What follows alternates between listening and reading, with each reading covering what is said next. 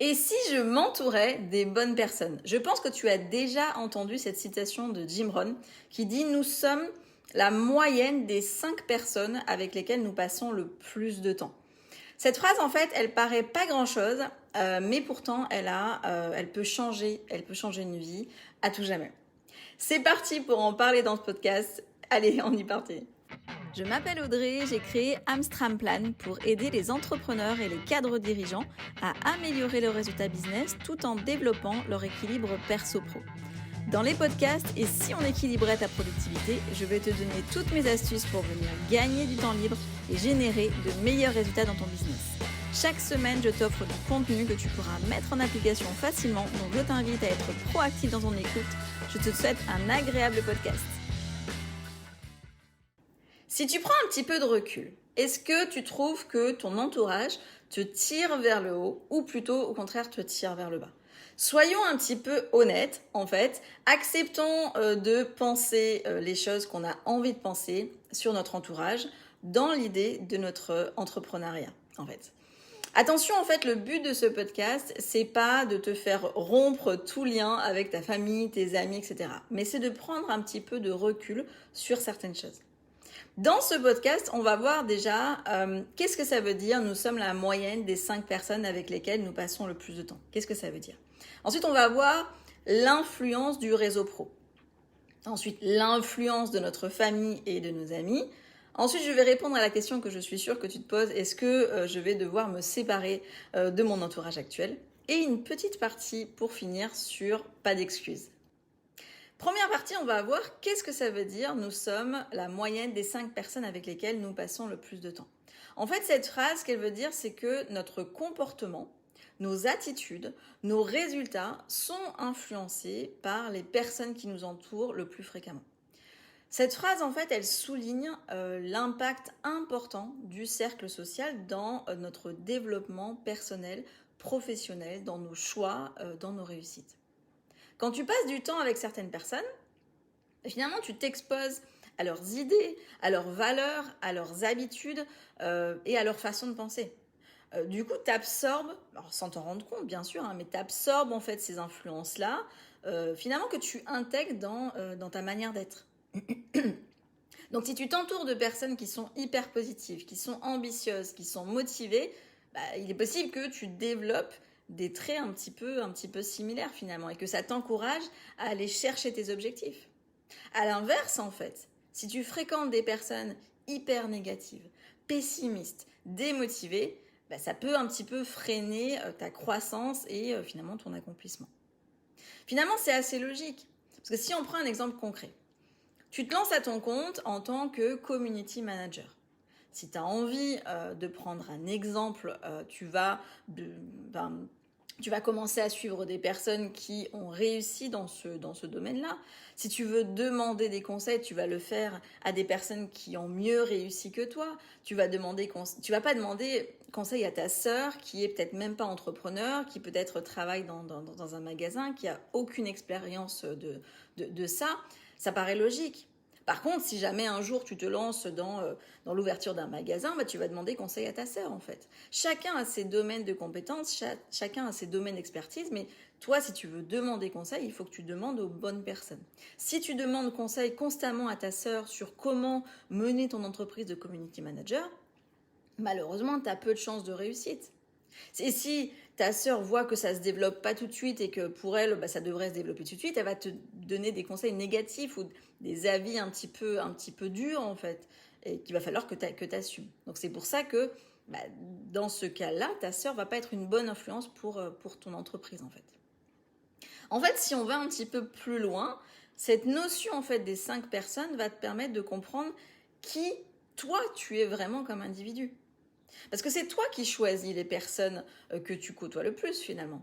Personne ne peut s'imposer à toi. Tout est une question de choix. On va aller un petit peu plus loin dans cette notion un peu plus tard dans le podcast.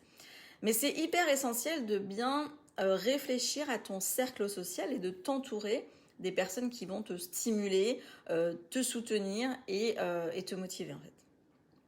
Petit exemple, Jean-Paul Gaultier, que je pense que tu connais, célèbre créateur de mode. Il est hyper connu en fait et reconnu pour son style un petit peu unique et audacieux en fait.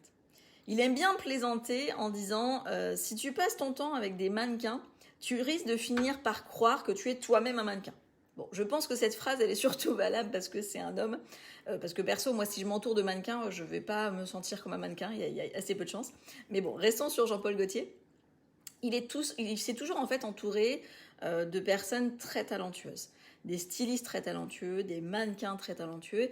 Et c'est grâce un petit peu à tout ça qu'il a pu avoir vraiment des interactions dès le début et a pu vraiment s'imprégner un petit peu de cette atmosphère de la mode et des tendances et du coup de développer un style qui est vraiment très distinctif en fait par rapport aux autres.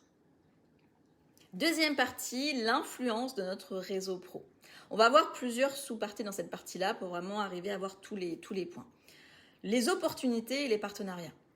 En côtoyant en fait des entrepreneurs, des experts, des leaders de ton domaine, tu es plus exposé à de nouvelles idées, à des projets intéressants, des collaborations éventuellement. Ça peut créer des alliances stratégiques, ça peut créer des investissements, des co-entreprises et puis bien sûr des développements commerciaux. Maintenant, on va voir les ressources et les connaissances. Les personnes avec qui tu interagis peuvent vraiment t'apporter une expertise dans ton domaine, des conseils dans ton domaine, t'orienter vers des ressources qui sont pertinentes et te connecter avec des personnes clés. Si tu as accès à des ressources, tu vas gagner en compétences, tu vas gagner en connaissance de ton secteur en fait finalement. Avoir des informations un petit peu plus stratégiques et ça va clairement jouer un rôle très important dans ta réussite. La réputation et la crédibilité. Si tu t'associes avec des personnes qui sont influentes dans ton domaine, qui sont respectées, qui sont accomplies, tu vas pouvoir en fait bénéficier un petit peu de leur capital en fait confiance, de leur capital reconnaissance en fait. Donc leur propre réseau, leurs recommandations, leur soutien va vraiment renforcer ta crédibilité à toi, forcément en fait. Quand tu es recommandé par quelqu'un qui est très influent, forcément ça marche beaucoup mieux en fait. Par rapport au mentorat et au soutien, si tu t'entoures en fait des personnes qui sont plus expérimentées que toi, qui ont accompli une réussite en fait dans ton domaine, tu vas pouvoir encore une fois bénéficier aussi de leurs conseils, de leurs renseignements, parce que là ils vont vraiment venir t'enseigner, c'est des mentors, et en venant t'accompagner. Alors directement et indirectement, on va en parler. En fait, eux, ils ont une expérience qui est hyper utile. Du coup, ça leur permet de te donner des conseils qui sont éclairés, de t'orienter dans tes décisions, de te permettre d'éviter les pièges que eux-mêmes ont eu à parcourir et qui ont été difficiles et qui peut-être à un moment donné ont mis un petit peu en péril leur entreprise. Donc, ils vont pouvoir te donner des conseils pour que ça t'évite de toi faire les mêmes erreurs. En fait, ils seront un petit peu comme tes guides en fait. Ça va te permettre en fait de te motiver, de surmonter un petit peu les obstacles aussi. Les mentors en fait, ils ont souvent aussi un vaste réseau. Donc ça peut aussi te permettre de t'ouvrir des portes et de t'aider à établir un petit peu des connexions stratégiques avec leur réseau à eux en fait. Ils peuvent même t'aider en te recommandant, comme on disait dans le point précédent. Ils sont forcément en fait une belle source d'inspiration parce qu'ils ont réussi dans leur domaine. Donc si une personne l'a fait, toi aussi tu peux le faire en fait. Ça peut être très inspirant aussi. Et comme ils sont passés par les mêmes étapes que toi, ils pourront te guider dans ton développement personnel aussi, parce que c'est aussi important. C'est pas que les conseils pro, il y a aussi toute une partie développement personnel, développement du leadership. Ils peuvent t'aider aussi comme on a vu, dans ton apprentissage, te recommander les bonnes ressources qui, eux, leur ont été utiles, parce que peut-être qu'ils ont utilisé des ressources à un moment donné qui leur ont fait perdre du temps parce que c'était pas forcément utile, donc ils vont pouvoir te recommander les vraies ressources qui ont été vraiment utiles. Qu'est-ce que eux ont utilisé comme conseil au moment où ils ont développé leur entreprise en fait. Et puis finalement, ils vont t'aider à repousser un petit peu tes limites tout simplement. Et bien sûr, le plus important, un mentor en fait, il va t'inspirer. C'est ça qui est très très puissant en fait. Les communautés d'entrepreneurs. Communautés, j'ai mal prononcé. Les communautés d'entrepreneurs, en fait, elles vont te permettre de réseauter, de rencontrer des personnes qui font peut-être la même chose que toi, ou du moins qui sont aussi entrepreneurs, qui sont peut-être passés par les mêmes étapes que toi, ou qui sont en train de les passer, Et du coup, tu vas pouvoir partager avec eux, tu vas pouvoir trouver des personnes avec qui partager les problématiques que tu rencontres. Et surtout, être compris, en fait. Parce que tu pourras toujours parler à ta mère, à ta grande-tante, etc. de tes problématiques. Si elles ne connaissent pas du tout l'entrepreneuriat ou pas du tout ton domaine, tu vas avoir du mal à être compris et à pouvoir avoir une épaule réconfortante qui puisse t'aider dans cette épreuve-là, en fait. Ça a l'avantage en fait que tu te sentes aussi pas seul. Parce que parfois le parcours d'entrepreneur est un parcours un petit peu solitaire. Et du coup, ça va te permettre de te trouver dans une communauté, de potentiellement, encore une fois, pouvoir créer des collaborations et de partager des connaissances. Maintenant, on va voir l'influence de la famille et des amis. Premièrement, le soutien émotionnel et les encouragements. La famille et les amis, en fait, c'est un soutien émotionnel très puissant. Leurs encouragements, leur confiance en tes capacités peuvent vraiment te donner une force très puissante.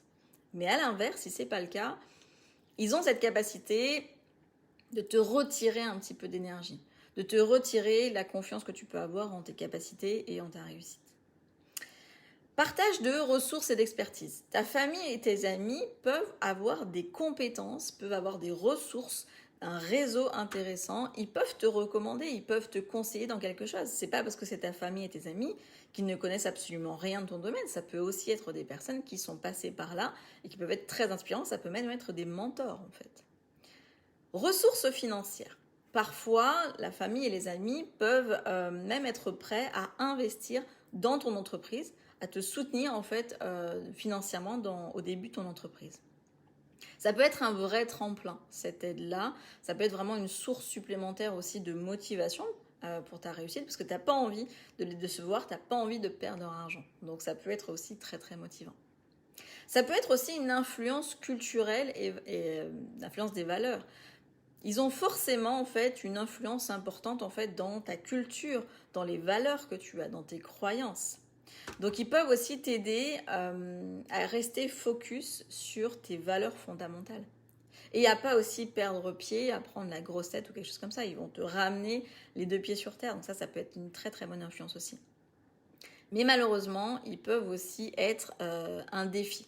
En fait, ils peuvent être réticents, ils peuvent être sceptiques sur ce que tu es en train de développer, soit parce qu'ils comprennent pas ce que tu fais, ça c'est très souvent le cas, soit parce qu'ils t'aiment énormément, et c'est aussi très souvent le cas, et qu'ils ont peur que tu n'y arrives pas parce qu'ils ne croient pas en toi, mais parce qu'ils ont peur, tout simplement. Quand on aime quelqu'un, on a peur qu'il se fasse mal, en fait. C'est un peu comme une maman avec son enfant, elle veut pas qu'il tombe, donc elle va le prévenir, etc. Ça peut être aussi ça, ou ça peut être d'autres choses. C'est hyper important, en fait, de pouvoir communiquer avec eux pour essayer de leur faire comprendre ce que tu fais, en fait, ça c'est important. Mais il ne faut pas s'obstiner à leur expliquer s'ils ne veulent pas comprendre. Si tu sens que c'est vraiment quelque chose une discussion très fermée, ne t'épuise pas à leur expliquer. La meilleure explication que tu pourras avoir, c'est de réussir. Et là, ça sera la meilleure preuve du monde, la meilleure explication du monde. Quatrième partie, parce que je sais que tu t'es posé cette question, est-ce que je dois me séparer de mon entourage actuel ? Attention, en fait, dans ce podcast, je suis pas en train de te dire de ne plus voir tes amis, de ne plus voir ta famille et de ne plus voir tes connaissances actuelles. Mais de bien, encore une fois, être honnête sur le bien-être que te procurent en fait les personnes que tu côtoies le plus. En gros, ça veut dire que si par exemple, chaque fois que tu es en réunion de famille, tu as ta famille qui rabaisse ton projet, qui rabaisse en fait tes ambitions, qui rabaisse tes capacités, tu as plusieurs possibilités. Soit en fait, tu t'affirmes, tu t'affirmes en leur disant que tu vas réussir, en mode je suis sûre de moi, qu'ils se trompent, et là généralement tu rentres dans un débat que peu de combattants débutants réussissent en fait. C'est assez compliqué comme combat au début de ton entreprise. Soit en fait tu leur donnes pas l'importance que tu pourrais leur donner et tu laisses les remarques, les critiques, conseils mal déguisés passer à 3000 au-dessus de ta tête en fait. Soit, encore une troisième possibilité, tu souris bêtement pour que ça soit eux qui se sentent ridicules, mais tu réponds même pas en fait.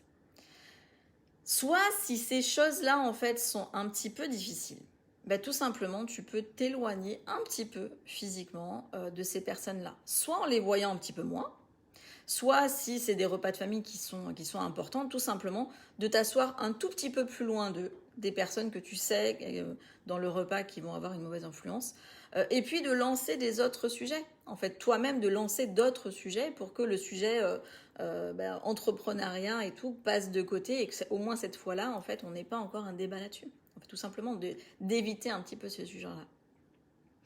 La meilleure solution pour moi, c'est de ne rien dire, mais de leur prouver par ta réussite. Du coup, en ayant un travail acharné, en ayant un investissement dans ton travail, en fait, dans ta motivation, d'être vraiment hyper motivé, pour leur prouver qu'ils se sont trompés. Et c'est en réussissant que tu vas pouvoir donner la meilleure preuve, en fait. Parce que dans tous les cas, tu auras toujours du mal à leur prouver que tu peux réussir tant que ça ne s'est pas encore passé, en fait. Une fois que ça s'est passé, tu verras que leur discours va complètement changer. Et ça peut même se retourner en mode « mais du coup, tu n'aurais pas une place dans ton entreprise parce que du coup, j'ai le cousin, machin. » Et là, ça, c'est la meilleure satisfaction du monde, en fait.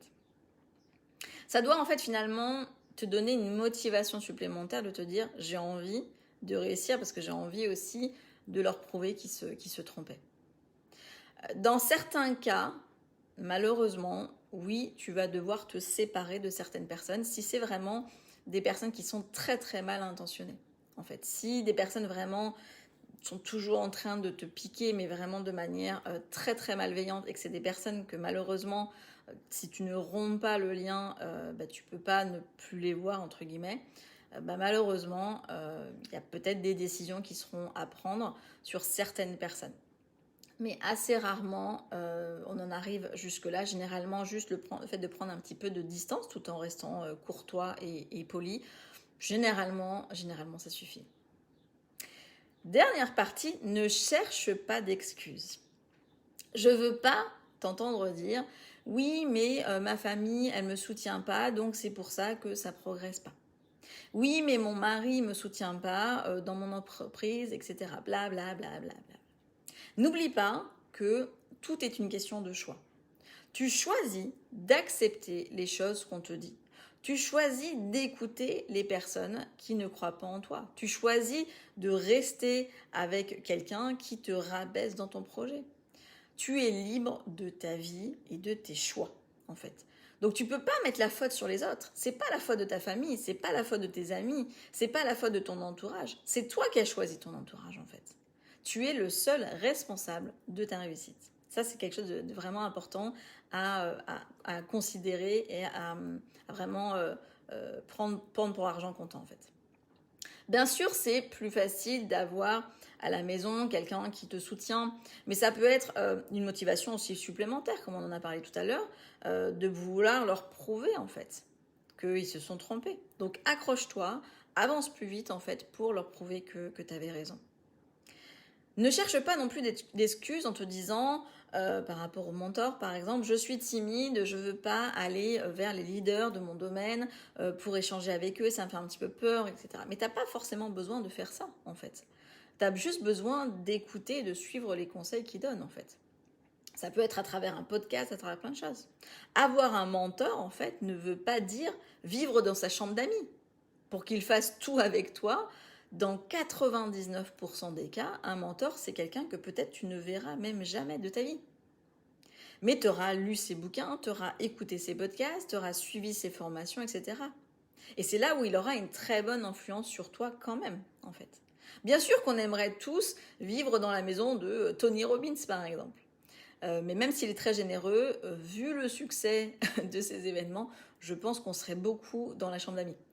On serait peut-être un petit peu trop nombreux.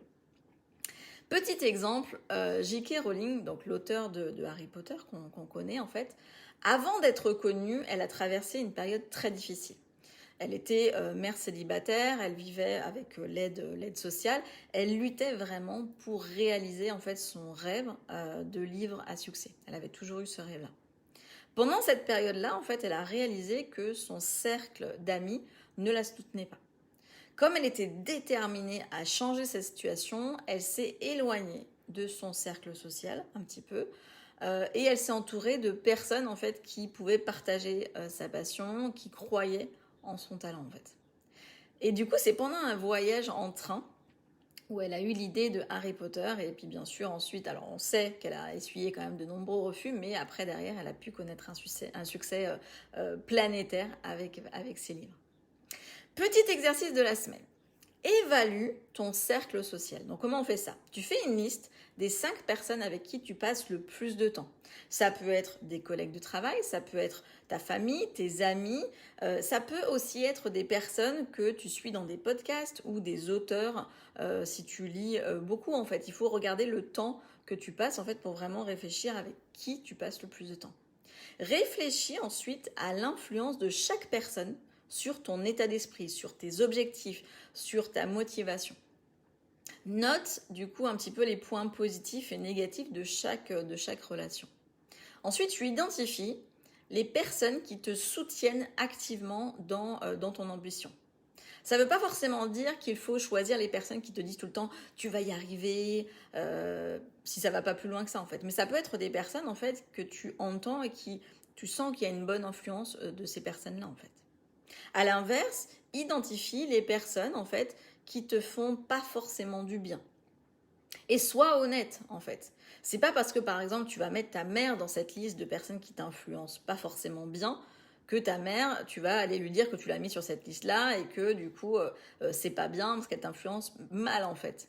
Tu as le droit d'avoir ton jardin secret en fait. Tu n'es pas obligé de dire à tout le monde qui tu mets dans cette liste-là. C'est important de pouvoir être totalement honnête. Et pour être totalement honnête, il faut être sûr que cette liste, tu vas la diffuser à personne. Si tu fais cette liste en te disant « Oui, mais ça ferait plaisir à mon mari qu'il voit que je l'ai mis dans les personnes qui m'influencent positivement », non en fait. Cette liste doit rester, si tu veux qu'elle fonctionne, il faut vraiment qu'elle reste strictement entre toi et toi-même et que tu puisses être parfaitement honnête sur qui tu mets dans la liste positive et dans la liste un petit peu plus négative. Et du coup, ensuite, tu vas réfléchir un petit peu à la manière que tu pourrais renforcer en fait la liste positive et un petit peu réduire l'influence de la liste négative en fait. Ça serait peut-être écouter un petit peu plus de podcasts, si par exemple, voilà, ça peut être des influences de mentors, ça peut être aussi t'ouvrir à une communauté d'entrepreneurs, ça peut être t'inscrire, je sais pas, à une formation, enfin peu importe, mais réfléchir un petit peu à comment tu pourrais développer ta liste positive et un petit peu réduire cette liste d'influences négatives. Ensuite, tu vas établir un plan d'action pour mettre ça en place, pour développer ton réseau positif. Et cette semaine, tu vas vraiment prendre des mesures concrètes pour mettre en place ce plan d'action. Pour conclure ce podcast, donc comme je te disais, nous sommes du coup la représentation des 5 personnes qui nous entourent, que nous voyons le plus. Donc choisis bien ton cercle social. N'aie pas peur en fait de changer ton cercle social, de le faire évoluer en t'entourant de personnes qui sont visionnaires, qui sont créatives, qui sont ambitieuses pour que toi ça puisse aussi t'influencer en fait. Ose t'entourer des personnes qui t'inspirent, qui te stimulent, qui te poussent à repousser tes propres limites en fait. C'est aussi ça un petit peu l'idée. Que ce soit en trouvant des mentors, en intégrant des communautés ou en tissant un petit peu des liens solides avec des partenaires, investis dans ton cercle social pour maximiser un petit peu ton potentiel en fait. Rappelle-toi aussi que toi aussi, tu as le pouvoir d'influencer les autres. Donc sois cette personne positive, inspirante dans le cercle de quelqu'un d'autre. Tu as cette influence-là aussi, ne l'oublie pas. Donc reste inspiré, reste inspirant, va réaliser tes rêves et hâte d'avoir ton retour sur ton plan d'action. Merci de m'avoir écouté ou regardé selon la plateforme. Si ce podcast t'a plu, n'hésite pas à mettre 5 étoiles et un petit commentaire ou un like et t'abonner. Tu peux aussi transférer ce podcast à quelqu'un que t'aimes bien. Fais-toi plaisir en le partageant par exemple sur les réseaux sociaux, en m'identifiant sur Insta, Amstramplan, ou sur Facebook, Audrey Georges. À très vite!